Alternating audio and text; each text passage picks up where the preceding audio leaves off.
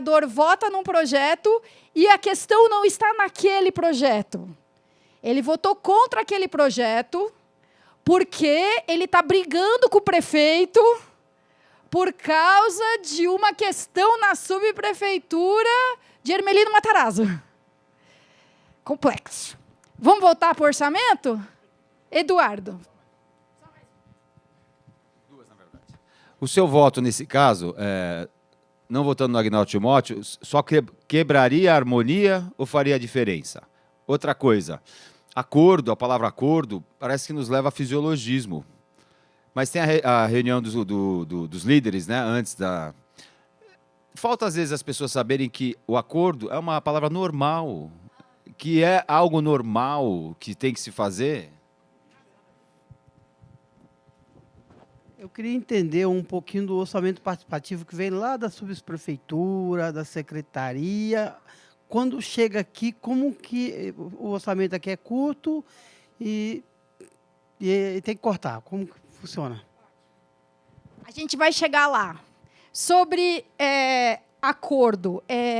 Acordo não quer necessariamente dizer malandragem ou desvio, né? Pode dizer ou pode não dizer. O que me incomodou muito no meu primeiro mandato é porque não existia nenhuma outra possibilidade que não fosse por acordo. Se você não construísse um acordo, nada acontecia. E se você construísse um acordo, acabou. É um pacto, sabe? Não é simplesmente um consenso, aqui chegamos. Então, o que aconteceria se eu não votasse no Agnaldo Timóteo para presidente? Ele teria sido eleito presidente, com 6-1. Mas eu teria quebrado o acordo, isso ia criar uma desarmonia, isso ia criar um problema de relacionamento entre as bancadas, e talvez depois o PT fosse retaliado por não ter votado no indicado pelo Centrão. O PT tinha 12 vereadores, o Centrão 19. Uma reunião, um bloco composto por vários partidos. Então, talvez houvesse uma retaliação, como de fato aconteceu depois, quando, por acordo, o presidente da casa seria o Antônio Carlos Rodrigues. E eu disse que não votaria no Antônio Carlos Rodrigues para presidente da casa. Ele se elegeu presidente, pé nas costas, com todos os votos, menos o meu, e menos, se não me engano, os votos do Natalino e do Carlos Neder, que não vieram no dia da votação, porque não votariam nele também. Mas você não vir no código... Gente, graças a Deus, isso melhorou muito, viu, do primeiro mandato para esse.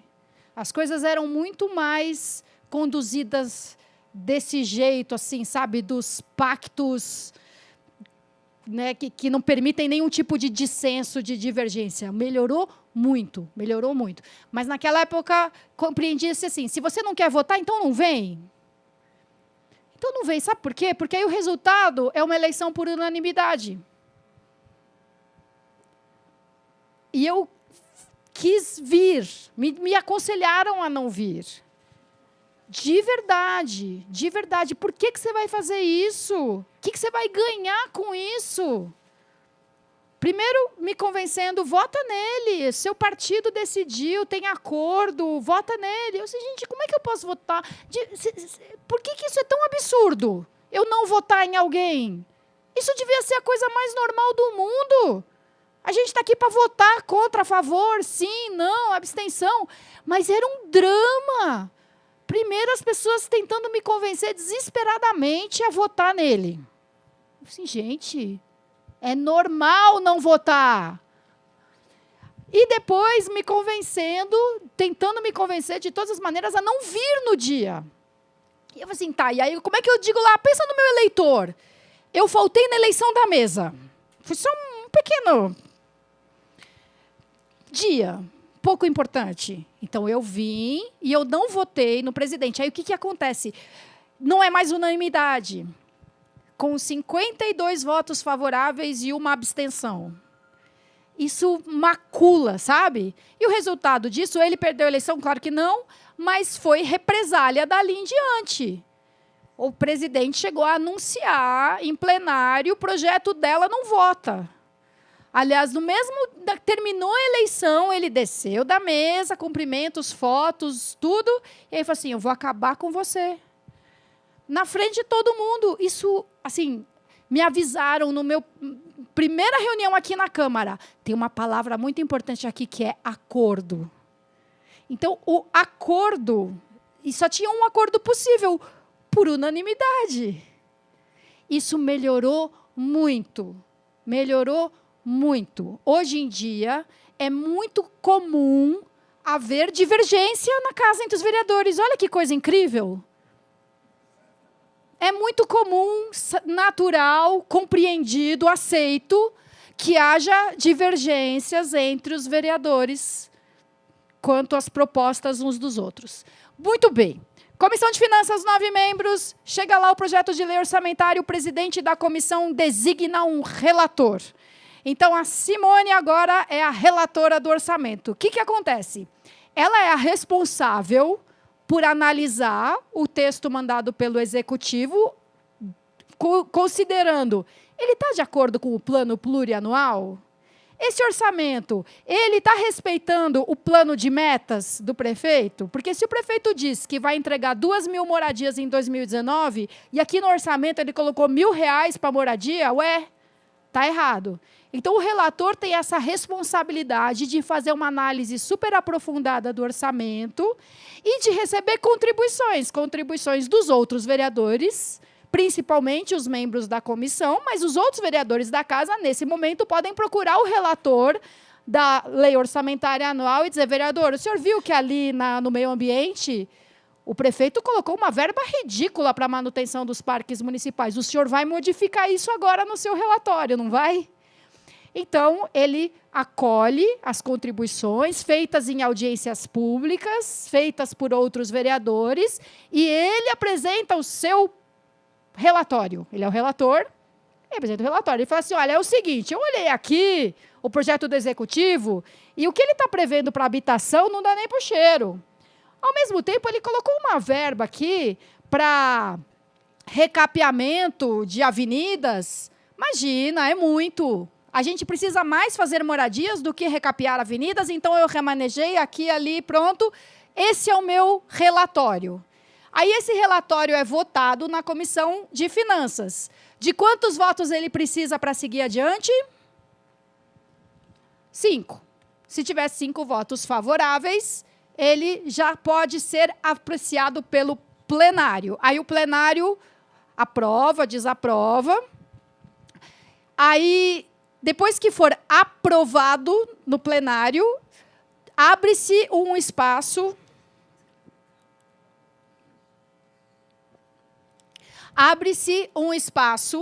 para apresentar emendas. Quem vai analisar essas emendas? O próprio relator da Comissão de Finanças e Orçamento.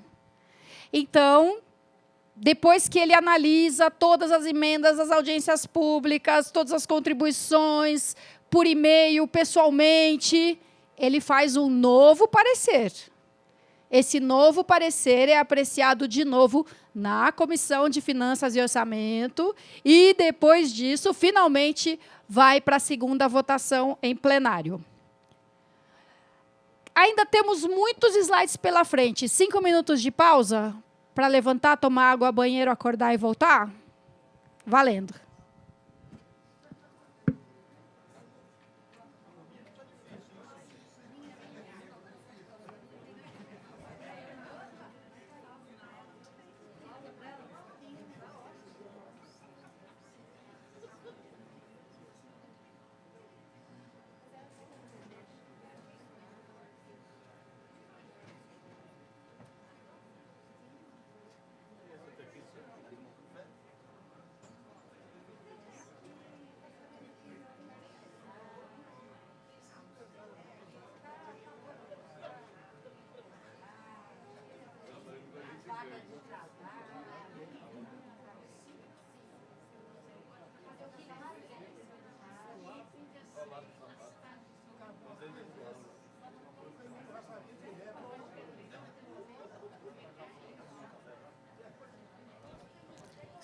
Alô?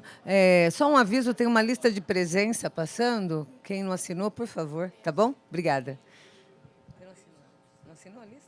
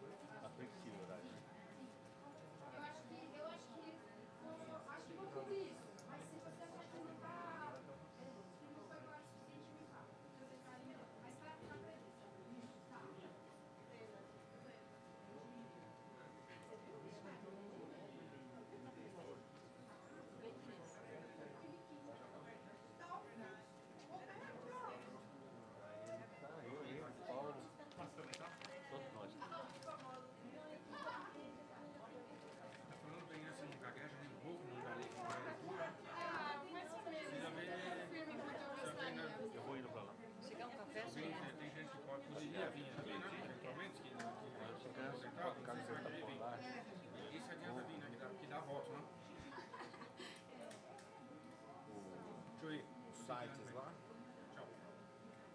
Tem quantas páginas? 1000? O quê? Orçamento? 1000. 1000? Isso tem impresso? Diário oficial é impresso. Tem um caderno de diário oficial. Tem no Diário Oficial. Caderno Que hoje em dia não é mais impresso, mas você pode se imprimir. Não vou querer ler isso. Porque os links vai levando lá, né? Você tem no... Não, é a ignorância da pessoa na periferia me deixa muito preocupado que ninguém consegue.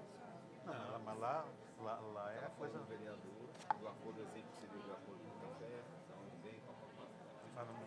Mas lá é pior ainda, sabia? Porque, não roubaram daqui. Roubaram porra nenhuma, nem foi forçado, caralho.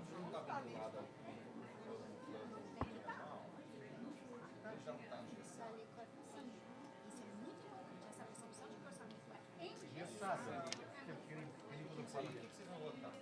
Quando fala nas emendas parlamentares.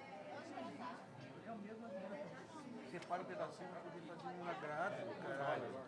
Hein?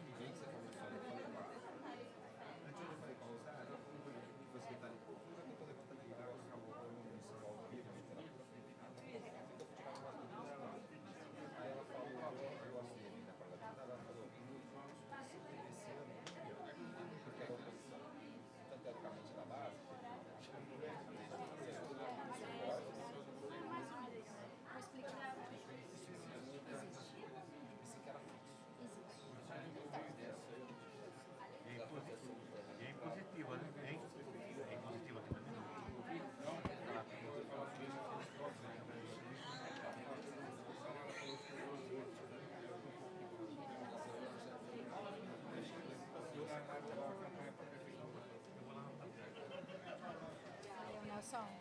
Tá bom na soneta. Incrível. Minha querida aqui. Não vou ficar não, porque eu vim passar no médico aqui. Estava sem remédio aí. Tá tudo certo para passar no médico? Não, já passei, já estou com mais receita. Tá bom. Por isso que eu não vou ficar muito buscar remédio. Tudo bem. Por favor, senhor Robson, cuida do senhor. Senão não adianta. O terreno é esse aqui. Caramba, 4.000 metros lá.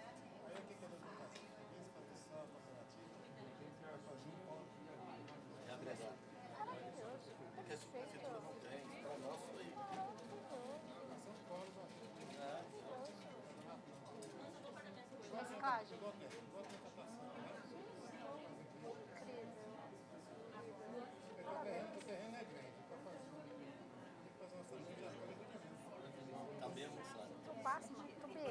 Muito bom. Retomando. Eram 5 minutos.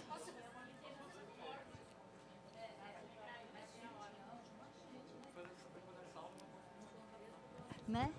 Que bom. Fico feliz. Importante nessas coisas todas é participar.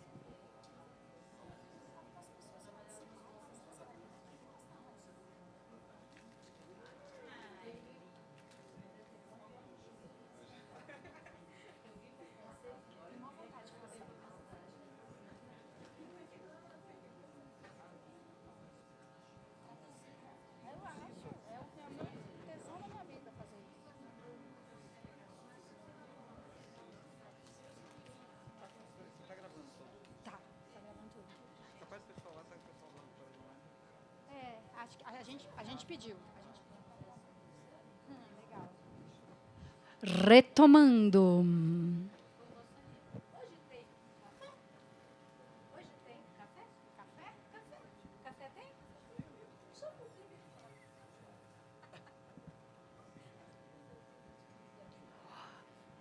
Alice, não quer dar um grito aí, pessoal?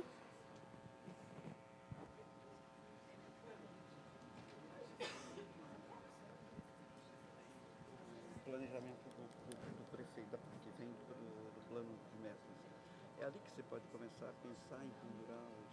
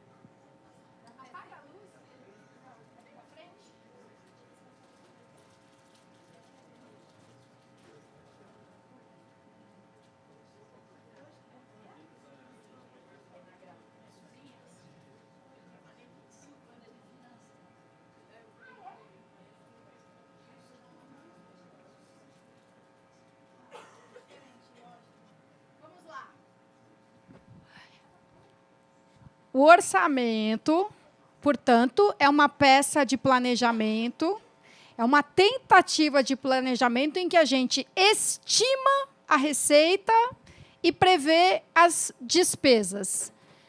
Então, a gente estima, por exemplo, vai vir a peça orçamentária para cá. O prefeito vai dizer lá, olha, usando o cálculo da inflação, do juro, do dólar, do petróleo, do Banco Central, a gente estima que a receita da cidade no ano que vem vai ser de 55 bilhões. Considerando que haja 55 bilhões, a gente prevê que vai gastar esse dinheiro assim. Problemas. A receita pode ser menor do que o prefeito imaginou, do que a Secretaria da Fazenda imaginou. Ele disse que seriam 55 bilhões e vai ver, foi muito menos do que isso. E a despesa também pode ser maior do que foi previsto inicialmente. Por exemplo, a greve dos caminhoneiros fez a receita do ISS, o Imposto sobre Serviços, diminuir muito no mês de maio.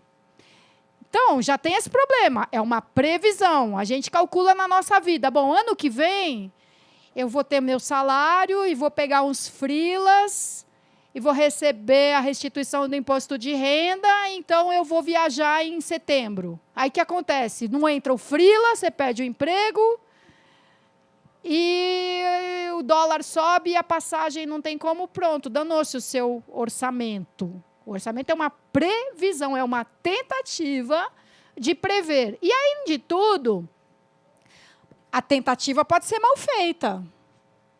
O prefeito ou a Câmara de Vereadores podem fazer uma tentativa sem levar em consideração de verdade o que tem pela frente. Então, o prefeito pode ser super otimista e falar, não, vai ter Copa do Mundo, vai ter Olimpíada, vixe, vai bombar, o Brasil vai arrebentar no cenário mundial, a gente vai arrecadar 60 bilhões de reais. Acontece. Às vezes a previsão, quando a previsão é super bem feita, pode dar errado. E quem disse que a previsão é bem feita? Nem sempre ela é. Exemplo, 2016. A compensação tarifária. Todo mundo aqui entende o que é a compensação tarifária? É assim. O custo do transporte coletivo envolve os salários, a manutenção dos veículos, a renovação da frota, o combustível, etc, etc, etc. Se você somar todas as tarifas pagas na roleta, não paga todas as despesas do transporte coletivo. Então, a prefeitura, para não cobrar o dobro da tarifa, ela completa o que falta para cobrir as despesas e a taxa de remuneração das empresas. Faz parte ali das despesas, vamos dizer assim. Então, em 2016, somando todas as tarifas pagas, continuaram faltando 2,5 bilhões para custear o sistema de transporte coletivo. Então, em um ano, a prefeitura gastou 2,5 bilhões só para manter o sistema funcionando. Em 2017, constou lá da lei orçamentária anual 1,7 bi, sendo que o Dória prometeu que no primeiro ano de governo ele não ia subir a tarifa, nem um centavo. Ou seja, em 2017, a gente podia imaginar que, no mínimo, ia gastar a mesma coisa.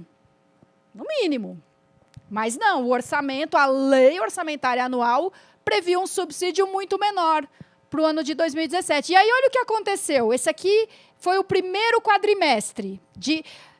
A cada quadrimestre, o secretário da Fazenda vem aqui na Câmara e apresenta o balanço de como as coisas estão andando em termos de receita e despesa. Então, no primeiro quadrimestre de 2017, olha o que já tinha acontecido.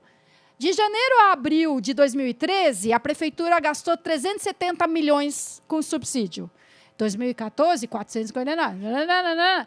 Nos primeiros meses de 2017, já tinha pago 900 milhões só de compensação tarifária. Ou seja, já tinha sido 23% maior do que o primeiro quadrimestre do ano anterior. Ou seja, já tinha previsto menos e ainda por cima estávamos gastando muito mais. O que vai acontecer? De algum lugar vai ter que sair esse dinheiro. A prefeitura ou aumenta a tarifa ou paga a compensação tarifária. Então, isso é um caso clássico de uma previsão mal feita, visivelmente mal feita. Bom, primeira parte do orçamento, estimativa de receitas. Esse aqui é o número real das receitas, aliás, é o número atual das receitas. Isso aqui foi apresentado anteontem pelo secretário da Fazenda aqui na Câmara Municipal. Então, a gente vê que as receitas melhoraram. Em 2015, de janeiro a agosto, a prefeitura já tinha arrecadado 30 milhões. Não, 30 bilhões. Foi aumentando um pouquinho por ano, né? 30, 31, 32, 35 em 2018. 32, ano passado, a essa altura, a prefeitura tinha arrecadado 3 bi a menos. 35.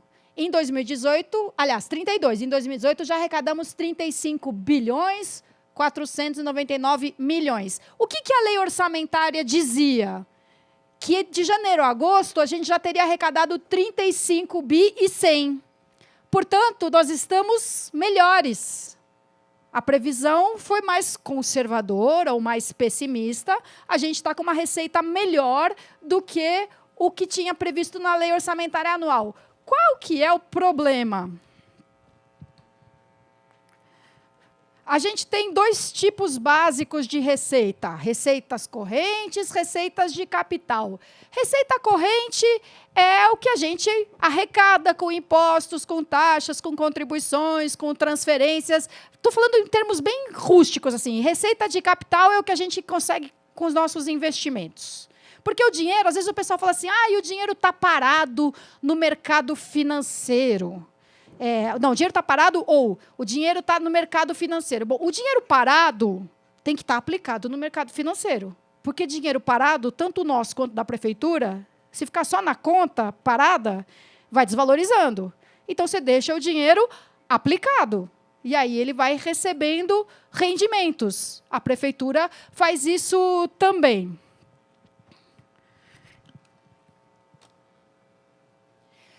Vamos nos concentrar nas receitas correntes, não essas que são decorrentes do dinheiro investido no mercado financeiro. Essas são as principais receitas correntes: impostos, taxas, fundo de participação do município é o que o governo federal manda para os municípios. A gente recebe uma parte do ICMS, o ICMS é um imposto estadual, mas o município recebe uma parte do que é arrecadado aqui, a mesma coisa em relação ao IPVA. Então, a gente vê o movimento desses impostos ao longo dos anos. 2015 para 2016, o IPVA aumentou um pouquinho, para Para 2017, não aumentou praticamente nada. Ano de crise, galera não comprou carro, não trocou de carro, então não teve um crescimento significativo aqui no IPVA. Então, o movimento dos impostos reflete muito a situação geral do país. Receitas de capital, essas, né, decorrentes de investimento, aí aqui aparece uma figura muito importante do orçamento, a Madalena queria que eu falasse sobre isso. O recurso carimbado. Recurso carimbado, existem vários tipos de recurso carimbado, é aquele que tem um fim específico. Eu não posso usá-lo para o que eu bem entender. Exemplo, outorga onerosa, que faz parte de operação urbana. É um tipo de receita que a prefeitura obtém vendendo potencial construtivo em um determinado perímetro.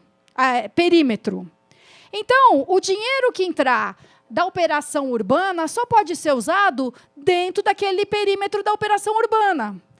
Então, sem saber disso, as pessoas podem olhar para esse número aqui e falar, nossa, mas está sobrando dinheiro, a prefeitura não usa esse dinheiro.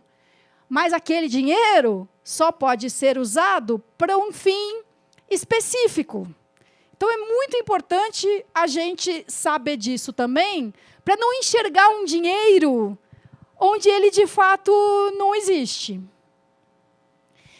Aqui é um exemplo daquele contraste da previsão e a realidade. No ano passado, falou-se muito assim, imagina, a prefeitura tem dinheiro sobrando, a arrecadação aumentou. A arrecadação, em geral, aumenta. Depende, o PIB cresceu, não cresceu. Então, aqui, realmente, a arrecadação tinha aumentado. Olha, essa aqui foi a de 2016 e essa aqui foi a de 2017. Alguns milhões a mais. Qual é o problema? O orçamento dizia que a gente ia estar aqui, ó.